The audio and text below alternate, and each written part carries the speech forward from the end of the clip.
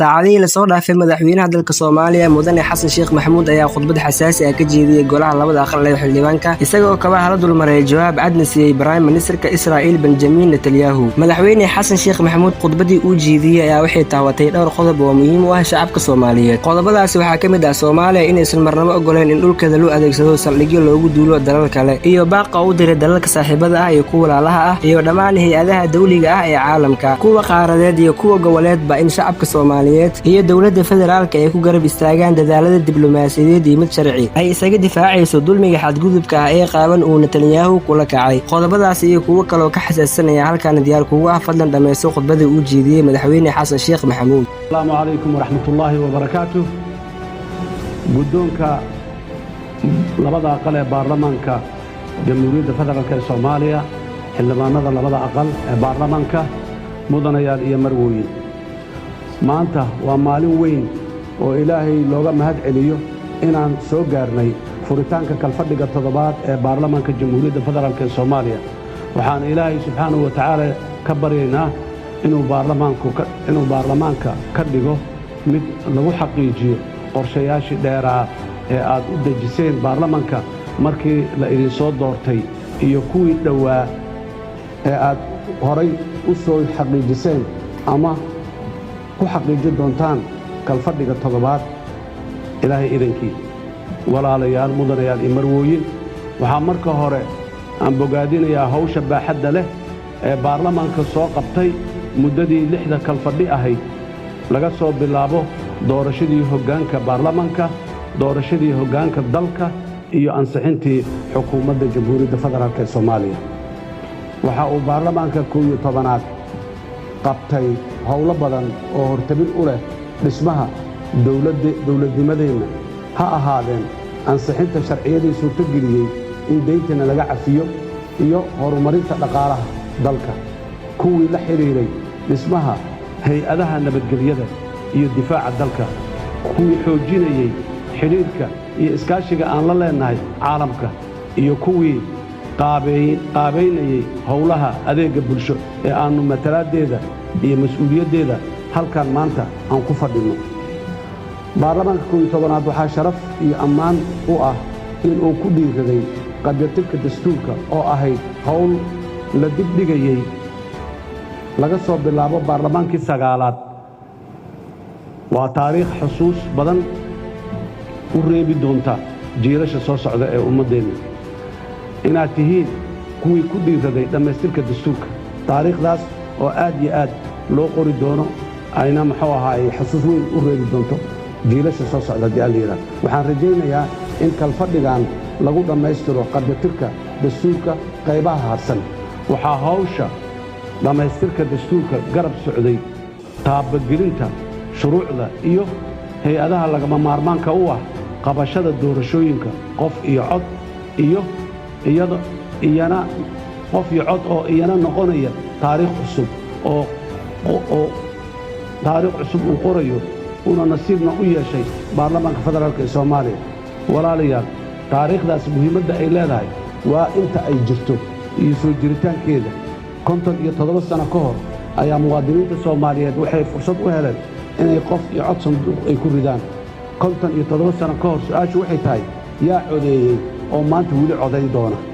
waxaan u malaynayaa dadka Soomaaliyeed ee u badan dhalinyaro in ay fursaddaas aanay helin intii ay soo joogeen, laakiin maanta ay timiday markii ay heli lahaayeen. waxaana suurtogeliyey inteeda badan waa baarlamaanka Jamhuuriyadda Federaalka ee Soomaaliya.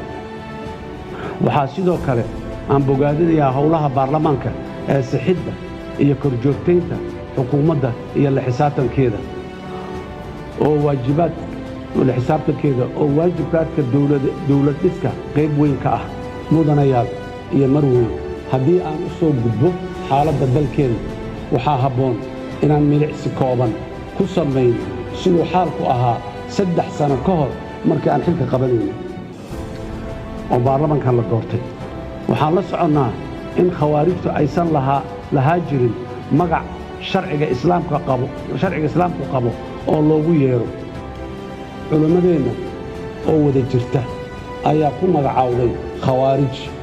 taasoo macnaha ay diinta ku leedahay la wada garanayo. waa tii khawaarijtu ay baadda iyo canshuurta beenbeenta ka qaadi jirtay meherad kasta iyo xataa qofkii gurigiisa darbi ka dumay u dayactiranayo waxaa baabuurta caasiyaasha ah ay safaf dhaadheer u geli jireen inay dadka u daabulaan toorotoro iyo arbacow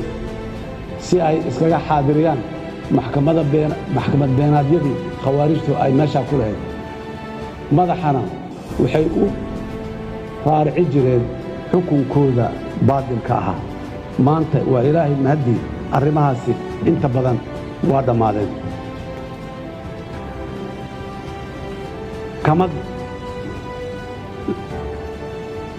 maanta xaalka dalku waa ka duwan yahay sidaas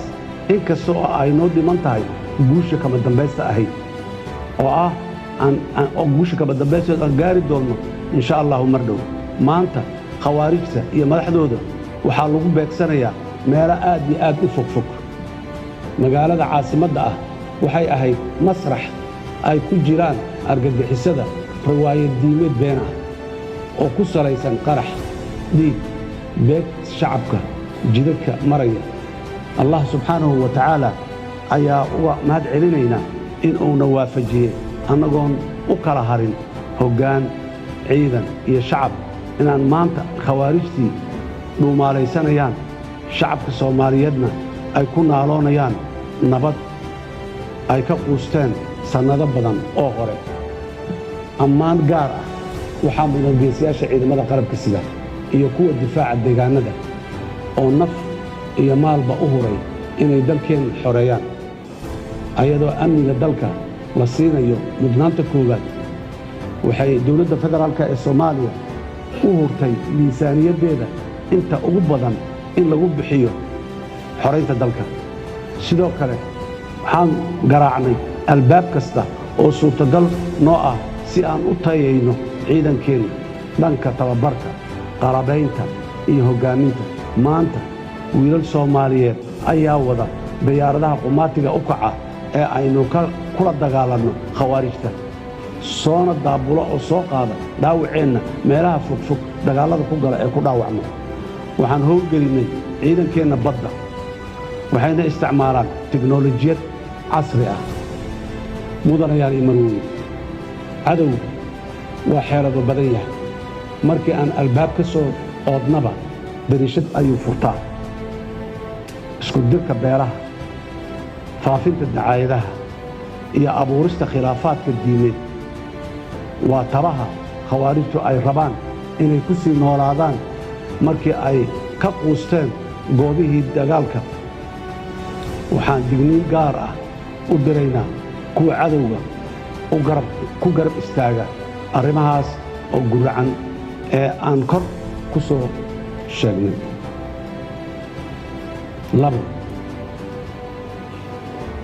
dhanka kobaca dhaqaalaha iyo dhismaha kaabayaasha haddii aan u laabto dayn cafiskii kadib dalkeennu wuxuu galay marxalad cusub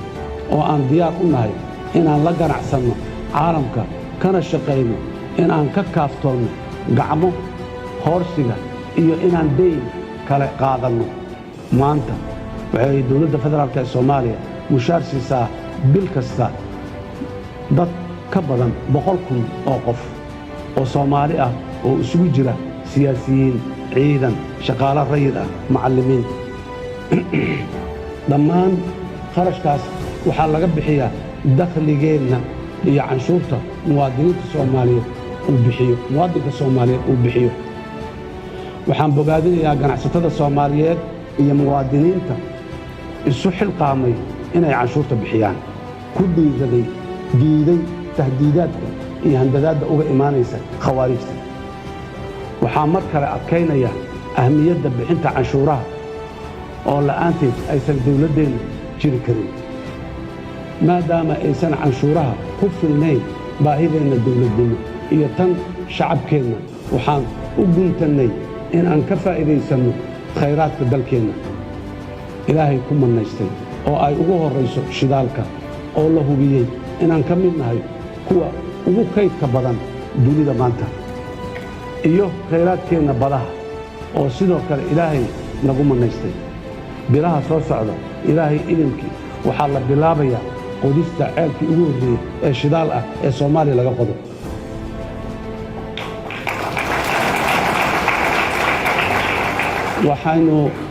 waxaynu horumarinaynaa kaabayaasha dhaqaalaha oo ay ka mid yihiin jidadka, garoomada diyaaradaha, dekedaha oo lagu daray saldhig laga gano dayax-gacmeedyada spaceport oo ah kii ugu horreeyey ee qaaradda Afrika laga dhiso. waxaan shaki ku jirin in duruufihiina soo maray qodobka saddexaad haddii aad u laabto kobcinta karaanka aadanaha human capital, waxaan shaki ku jirin in duruufihiina soo maray ay dib u dhac weyn u geysteen karaanka aadanaha dalkeenna. isuma dhigmaan himiladeenna, fursadaha aan heli karno, khayraadkeenna iyo heerarka aqooneed iyo farsamo ee maanta dadkeenna ay leeyihiin. ayadoo culays amni uu jiro ayaan ku guulaysannay in la baahiyo tacliinta oo fursado waxbarasho la siiyo ubadka Soomaaliyeed. maanta waxaan ku sii siqaynaa inaan gaarsiino tirada macallimiinta cusub ee dawladda 10,000 oo macallin. waxaa barbar socda dhismayaasha dugsiyada, macaahidda tababarka macallimiinta. sidoo kale waxaan dib u noolayn ku samaynay xarumaha daryeelka caafimaadka, gaar ahaan kuwa daryeelka caafimaadka aasaasiga ah. 4 xasiloonida siyaasadeed. mudanayaal imagooyin, laga bilaabo markii aan talada dalka qabannay waxaan go'aan ku gaarnay inaan mudnaanta siino